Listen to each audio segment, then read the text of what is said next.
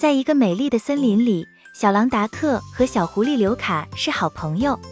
虽然达克是一只小狼，长得很高大，但是他总是很友善，对待朋友们也很和气。一天，达克和刘卡一起在森林里玩，想要举办一个有趣的活动来让大家一起参与。我们可以举办一个射箭比赛，刘卡兴奋地提议。达克的眼睛一亮，连连点头，太好了，这听起来真有趣。他们决定邀请所有的动物朋友们参与这个比赛，大家都非常期待。比赛的那天，阳光明媚，森林里充满了欢声笑语。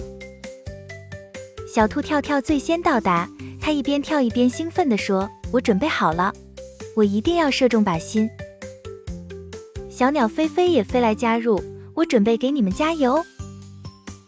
小老鼠思琪带来了他的小箭，虽然小，但他信心满满。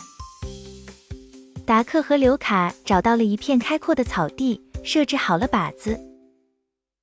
刘卡负责计时，而达克则负责发箭。比赛开始，第一个射箭的是小兔跳跳，他鼓起勇气，拉弓瞄准，箭飞出去，正中靶心。大家都欢呼，太棒了，跳跳！接下来轮到小鸟菲菲，它在空中拍打着翅膀，想用它的方式来参与比赛。于是它决定飞到靶子的上方，用自己的聪明头脑来帮助朋友们。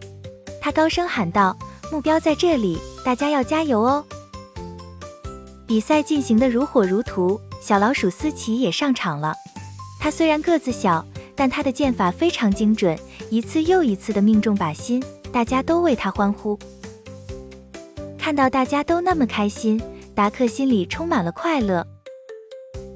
正当大家投入比赛的欢愉中时，突然一个大风吹来，草地上的靶子有些歪了。